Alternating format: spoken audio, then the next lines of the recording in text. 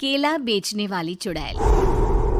एक बार की बात है, जादूपुर नाम के गांव में करतब दिखाती एक औरत एक रेड्डी के लिए गांव में आती है।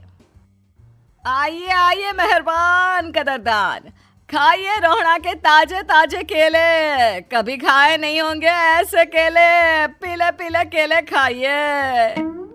ये कहकर रोहड़ा हाथों में 4 केले लिए उन्हें सर्कल में जोर जोर से हवा में उछालती हुई करतब दिखाती है, जिसे देखकर आसपास के सारे बच्चे अपने अपने मम्मी पापा से उस औरत के पास जाने की जिद करने लग जाते हैं।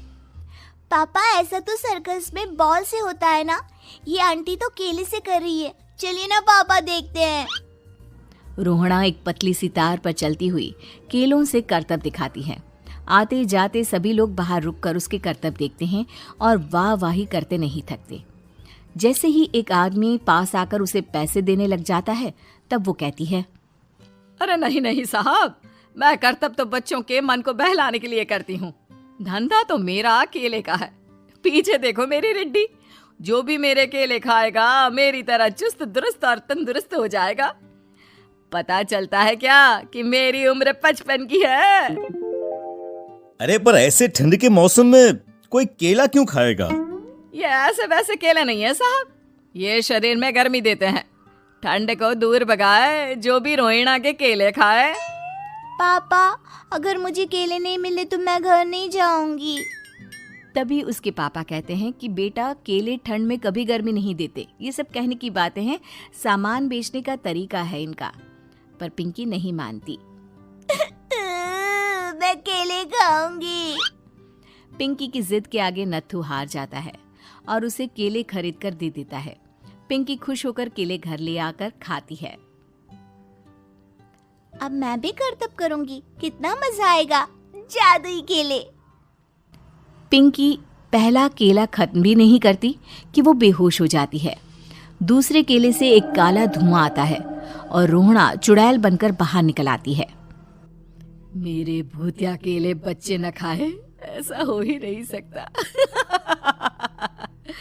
जादूपुर वालों, कब तक बचोगे? आ गई हूं मैं रोहड़ा, जिसका कोई नहीं कर सकता सामना। रोहड़ा पिंकी को गोद में उठाकर काले धुएं में कहीं गायब हो जाती है।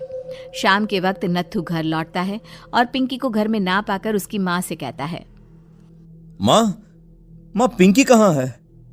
अरे बेटा, उसे तो तू सुबह करतब दिखाने ले गया था ना, फिर कहाँ वापस आए तुम दोनों? मुझे लगा तू उसे अपने साथ मंडी ले गया होगा। हे भगवान, मेरी बच्ची कहाँ गई? मैं उसे घर ही तो छोड़कर गया था माँ।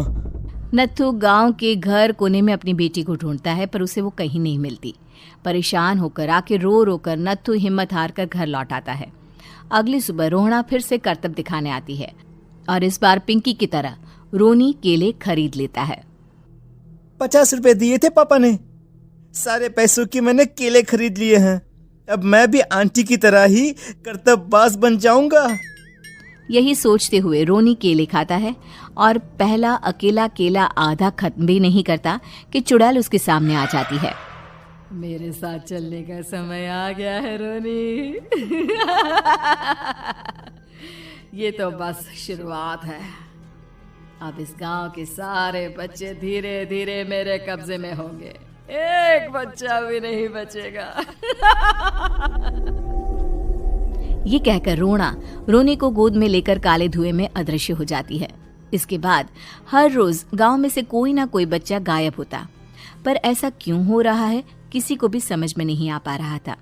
रोज की तरह अपनी बेटी पिंकी की तलाश में नत्थू गांव के एक तालाब के पास बैठा रो रहा था। कहाँ गई मेरी पिंकी? शकुंतला के जाने के बाद एक वही तो मेरा सहारा थी। अरे उसकी आत्मा कोस रही होगी मुझे कि मैं अपनी बच्ची को संभाल भी नहीं पाया। नत्थू ये कहता हुआ रो ही रहा था कि तभी तालाब में से उसे शकुंतला की आवाज सुनाई देती है। कहाँ थी तुम शकुंतला? हमारी बच्ची और सारे गायब हुए बच्चे रोहड़ा के कब्जे में हैं।